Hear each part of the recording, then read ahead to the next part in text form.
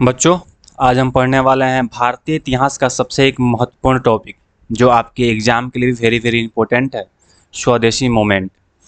आखिर स्वदेशी मूवमेंट पढ़ने से पहले हम लोग को समझना पड़ेगा कि भारत में जो गवर्नर जनरल बन के आया था, लॉर्ड कर्जन। तो लॉर्ड कर्जन का शासनकाल क्या रहा और लॉर्ड कर्जन की मानसिकता और बंगाल विभाजन, इन तमाम बातों को समझने के बाद हम स्वदेशी मूवमेंट को समझे तो काफ़ी बेहतर होगा।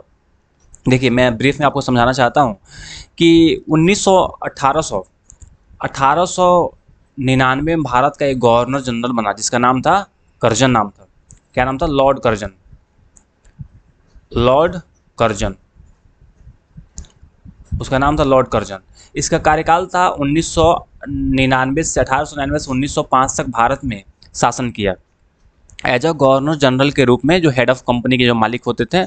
जो उस टाइम क्राउन का शासन आ चुका था, तो क्राउन का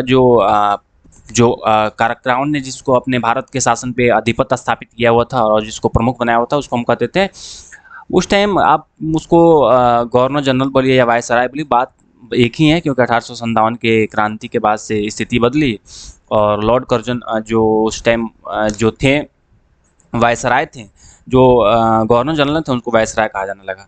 तो देखिए, इसमें समझने वाली बात है कि लॉर्ड कर्जन जो भारत में आया, तो उसका मुख्य उद्देश्य था कि भारत में जो बढ़ती हुई राष्ट्रवाद था, जो लोगों के बीच में एक दूसरे से जुड़ाव था, जो उस टाइम न्यूज़पेपर के माध्यम से, लेखों के माध्यम से लोग एक दूसरे से जुड़ रहे थे।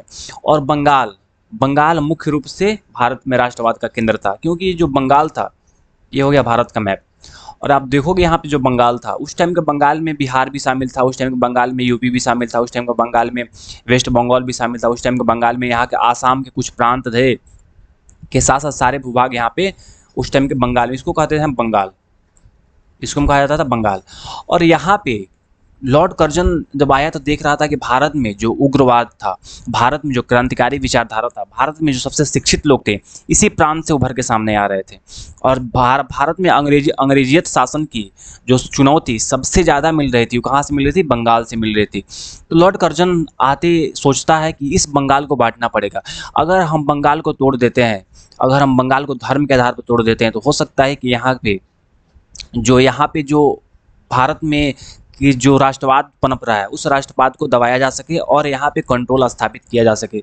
इसको देखते हुए उसने बंगाल विभाजन की विचारधारा प्रस्तुत की और बंगाल को विभाजित करने की बात की। उसने कहा कि नहीं, अब बंगाल को हमको बांटना पड़ेगा, क्योंकि बंगाल को बिना बांटे हम आगे काम नहीं कर सकते। और इसी को देखते हुए उसने बंगाल विभाजन की घोषणा की। मैं आपको बता दूं कि 7 अगस्त, देखो, 7 अगस्त 7 अगस्त 1905 को उसने घोषणा कर दी कि बंगाल विभाजन होगा। एक हो गया पश्चिमी बंगाल, एक होगा पूर्वी बंगाल। बंगाल 2 भागों में बटेगा, उसने ऐसी घोषणा कर दी।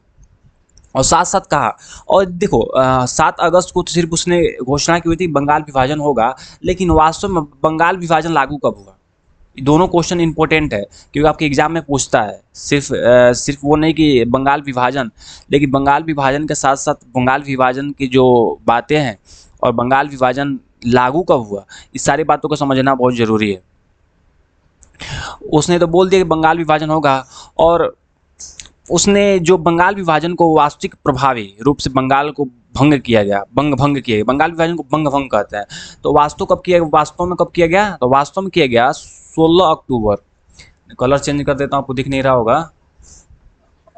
ओ, पेन का कलर चेंज कीजिए भाई। और 16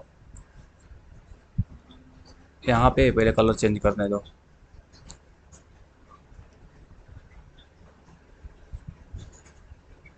हाइलाइटर है, देखो मैं पेन का कलर चेंज करता हूँ पहले, अब समझो। यहाँ देखो, 16 अक्टूबर 16 अक्टूबर 1905 को बंगाल विभाजन वास्तव तरीका में लागू हो गया और बंगाल का विभाजन हो गया। लेकिन आप देखिए, मैं ब्रीफ में समझा रहा हूँ, बंगाल विभाजन एक बहुत ही इंपॉर्टेंट टॉपिक है। आप लोग ध्यान समझे बंगाल विभाजन क्यों हुआ, क्योंकि बंगाल विभाजन को समझेंगे तभी स्वदेशी मूवमेंट समझ में आएगा। और वायसराय कर्जन ने 19 जुलाई को जो बात की थी, कि उसने कहा था कि बंगाल को विभाजित हम करेंगे। पहले तो 7 अगस्त की बात आती है, फिर 19 जुलाई को कहता है कि हम बंगाल को हम बांट देंगे। और 19 जुलाई को कहता है हम बंगाल को बांट देंगे। फिर क्या होता है, जो 19 जुलाई 2000 1905, उसके बाद 19 जुलाई के बाद 16 अक्टूबर को बंगाल बांट देता है। देखो बंगाल जब बटा तो वहाँ की विचारधाराएं बटी, हिंदू, उसने क्या किया कि जो हिंदी बोलने वाले थे उनको एक प्रांत कर दिया, और जो वहाँ पे बंगाली बोलने वाले थे, बंगाली बोलने वाले, उनको एक प्रांत कर दिया। वो देखो ऐसे ऐसे बांट दिया। यहाँ बिहार हो गया, जो उड़ीसा था, ये सारे प्रांत थे एक साइड में आ गए, और यहाँ पे जो बंगाली क्षेत्र का बंगाली भाषा बोलने वाले लोग थे एक साइड में आ गए। तो उसने बांटने के, उसने कहा कि देखो यहाँ पे प्रशासनिक कारण बताया, वास्तव में बांटने का कारण क्या था कि उसने तो अंदर जो लॉर्ड कर्जन था उसके मन में था कि हमें जो बंगाल में उभर रही विचारधारा था, बंगाल में जो राष्ट्रवाद की विचारधारा थी, बंगाल में जो क्रांतिकारी विचारधारा था, बंगाल से ही देश में एक उग्रवादी विचारधारा पैदा हो रही थी, इसको दबाने के लिए, राष्ट्रवाद को कुचलने के लिए काम किया था। लेकिन उसने जनता के सामने क्या कारण बताया, उसने बताया कि मैं बंगाल विभाजित कर रहा हूँ क्योंकि यहाँ पे प्रशासनिक कारण है। इतना बड़ा क्षेत्र क्यों बोल रहा हूँ, जिसमें बिहार भी शामिल था, उड़ीसा भी शामिल था, वेस्ट बंगाल भी शामिल था, आसाम के कुछ प्रांत शामिल थे। तो इतने बड़े भूभाग को, इतने बड़े भूभाग को मैं इसके प्रशासनिक रूप से हैंडल नहीं कर पा रहा हूँ, और इसको प्रशासनिक रूप से या न्याय व्यवस्था और कानून व्यवस्था स्थापित नहीं कर रहा हूँ। इसकी वजह से मैं बंगाल को बांटना चाहता हूँ। इसी विचारधारा को देखते हुए उसने बंगाल को बांटा। लेकिन ध्यान रखना, मूल विचारधारा क्या थी बंगाल को बांटने का, कि राष्ट्रवाद को कुचलना, राष्ट्रवाद को मूल विचारधारा थी, राष्ट्रवाद को कुचलना। और देखो इसी बंगाल विभाजन को लेकर भारत में एक मूवमेंट चला जिसको कहते हैं स्वदेशी मूवमेंट। लोगों ने कहा, हमारे देश के नेताओं ने कहा, उस टाइम के क्रांतिकारियों ने कहा कि अब हम अंग्रेजों का साथ बिल्कुल नहीं देंगे, अंग्रेजियत सरकार को उखाड़ फेंकेंगे, और अंग्रेजों ने हमारे ऊपर जो अपना जो शासन स्थापित किया है सब कुछ बर्बाद करेंगे हम लोग। लेकिन उससे पहले विचारधारा थी कि हम बर्बाद तो करेंगे लेकिन अंग्रेजों के खिलाफ कैसे जाएं, किस तरह हम अंग्रेजों का प्रतिकार करें। तो उसका एक मुख्य माध्यम था स्वदेशी। स्वदेशी का मतलब था अपने देश में, जैसे मैं कपड़ा पहनूंगा तो अपने देश का पहनूंगा। देखो आज के टाइम में मैक्सिमम लोग मोबाइल चला रहे हैं, कोई अमेरिका का चला रहा है, कोई चाइना का चला रहा है। लेकिन देखना स्वदेशी मूवमेंट जब भारत में आएगा तो सारी चीज़ स्वदेशी, फ़ोन भी स्वदेशी होना चाहिए, लैपटॉप भी स्वदेशी होना चाहिए, कैमरा भी स्वदेशी होना चाहिए, किताबें स्वदेशी होना चाहिए, भोजन जितना फूड खाते हो आप लोग, जितने भी फूड वगैरह जो फास्ट फूड खाते हो सारे स्वदेशी होना चाहिए। इसको कहते हैं स्वदेशी मूवमेंट। वहीं स्वदेशी मूवमेंट उस टाइम आया था। लोगों ने कहा कि अब हम विदेशी माल नहीं खरीदेंगे, विदेशी माल का त्याग करेंगे, जो खरीदेंगे अपने देश का खरीदेंगे। और इसी के साथ बंग भंग के विरोध में जो आरंभ हुआ उसको कहते हैं स्वदेशी मूवमेंट, जो पूरा भारत में फैला। और देखो बंग भंग के खिलाफ में कर्जन ने जो फूट डालो और राज करो की नीति अपनाई थी, उसके खिलाफ में जो आंदोलन स्टार्ट हुआ उसको कहते हैं स्वदेशी आंदोलन। और देखो स्वदेशी आंदोलन जब स्टार्ट हुआ तो स्वदेशी आंदोलन पहले बंगाल में था, और बंगाल के साथ कुछ समय आते आते पूरे भारत में फैल गया। धीरे धीरे देखते देखते स्वदेशी आंदोलन पूरे भारत में फैल गया, धीरे धीरे पूरे भारत में फैल गया। और यहाँ पे भी स्वदेशी की बात चलने लगी, तो स्वदेशी आंदोलन भारत में फैला। और इसका समर्थन कांग्रेस ने भी किया था। उस टाइम हिंदू मुस्लिम एकता भी देखी गई थी, क्योंकि जो 1905 में, अभी 1906 में मुस्लिम लीग नहीं बनी थी, 1905 में हिंदू मुस्लिम एकता भी देखी गई थी। और देखते देखते एक नया जागरण, एक नए विचारधारा की क्रांति है, इसको कहा गया स्वदेशी। लोगों ने कहा कि मैं, देखो इसमें बहुत प्रमुख नेता थे, लेकिन नेताओं को समझने से पहले समझो कि हम लोग किसका विरोध कर रहे थे। हम अंग्रेजी शिक्षा का विरोध कर रहे थे, अंग्रेजी उद्योग का विरोध कर रहे थे, हम उनकी कला संस्कृति का विरोध कर रहे थे। हम बोल रहे थे जो हमारा होगा, जो हम विश्वविद्यालय भी हमारा होगा, हम अपने स्कूल में पढ़ेंगे। हमको जॉब करना है तो हम अंग्रेजियत हुकूमत में जॉब नहीं करेंगे, हमको पढ़ना भी है अपने हिसाब से हम पढ़ेंगे। हर चीज़ अपना होना चाहिए, इसको कहते हैं स्वदेशी। इसमें प्रमुख नेता कौन थे? बाल गंगाधर तिलक थे। बाल गंगाधर तिलक ने उसी टाइम कहा था स्वराज मेरा जन्मसिद्ध अधिकार है। उन्होंने नारा दिया और मैं इसे लेकर रहूँगा, तुम कैसे नहीं दो। उन्होंने जनसभाओं और अखबारों के माध्यम से जन जागरण का काम किया। बिपिन चंद्र पाल थे, लाल बाल पाल त्रिमूर्ति के रूप में इनको जाना जाता है, क्योंकि लाल लाजपत राय, बाल मतलब बाल गंगाधर तिलक, और पाल मतलब बिपिन चंद्र पाल, तीनों को लाल बाल पाल के नाम जाना था। उन्होंने बहिष्कार और राष्ट्रीय शिक्षा का प्रसार किया। लाला लाजपत राय, उन्होंने पंजाब केसरी के रूप में इनको जाना जाता है। इन्होंने आर्थिक स्वदेशी और राष्ट्रीय बैंकों का स्थापना पर जोर दिया। अरविंदो घोष दार्शनिक और क्रांतिकारी हैं, इन्होंने स्वदेशी को आध्यात्मिक और राजनीतिक आंदोलन से जोड़ा। इनकी बहुत महत्वपूर्ण योगदान रहा है इस आंदोलन में। और इन्होंने अपने इस आंदोलन को आगे बढ़ाया। 1905 में जैसे ही बंगाल विभाजन बंग भंग के साथ ही स्वदेशी मूवमेंट की शुरुआत हुई। बंग भंग के विरोध में कलकत्ता में विशाल सभा आयोजित की गई है, जिसमें बहिष्कार का प्रस्ताव पारित किया गया। कलकत्ता सभा में कहा गया कि नहीं, अब हम बहिष्कार करेंगे। 1906 के राष्ट्रीय शिक्षा परिषद की स्थापना स्वदेशी उद्यमों का नेटवर्क फैला कि शिक्षा भी हमारे अपने हिसाब से होगा, हम भारतीय हैं तो भारतीय शिक्षा करेंगे।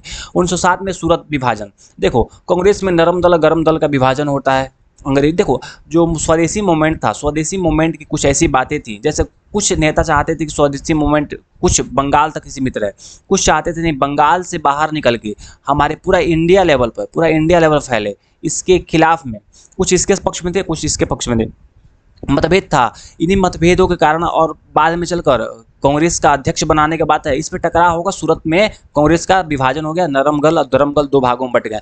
ये हम किसी और टॉपिक में पढ़ेंगे, सूरत विभाजन समझेंगे। यहाँ पे मैं आपको ब्रीफ कर रहा हूँ, मतलब बता रहा हूँ। और कुल मिलाकर 1911 में बंग भंग जो बंगाल का विभाजन किया गया, उसको रद्द कर दिया गया।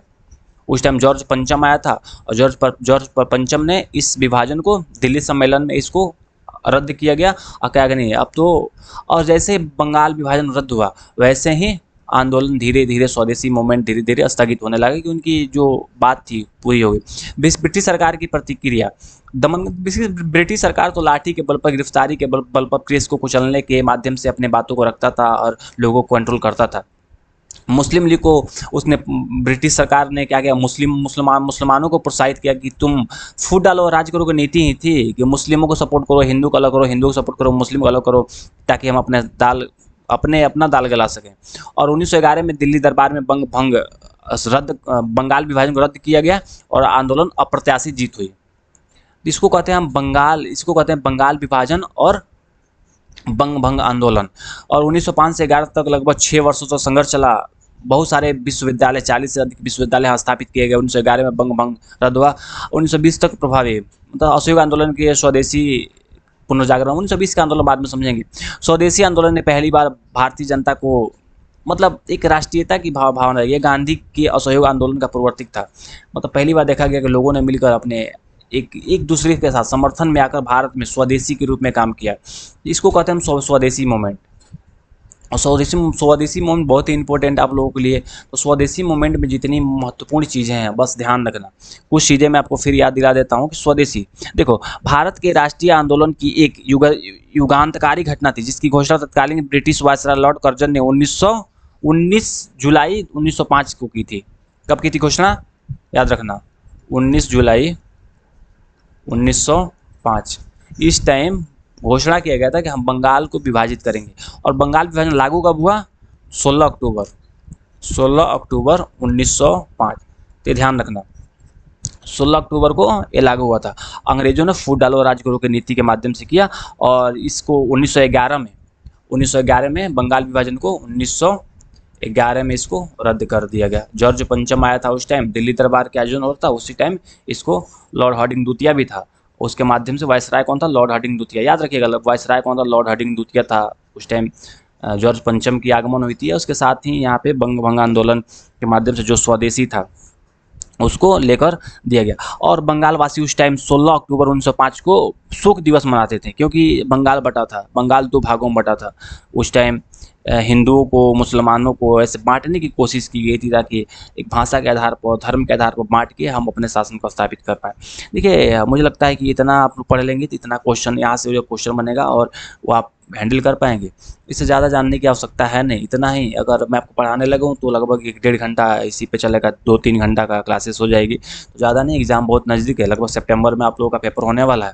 आई थिंक मुझे जहाँ पता है तो सितंबर से पहले मैं चाहता हूँ कि वो मोस्ट इंपॉर्टेंट टॉपिक आपको कवर कर दूँ जितनी ज़रूरत है।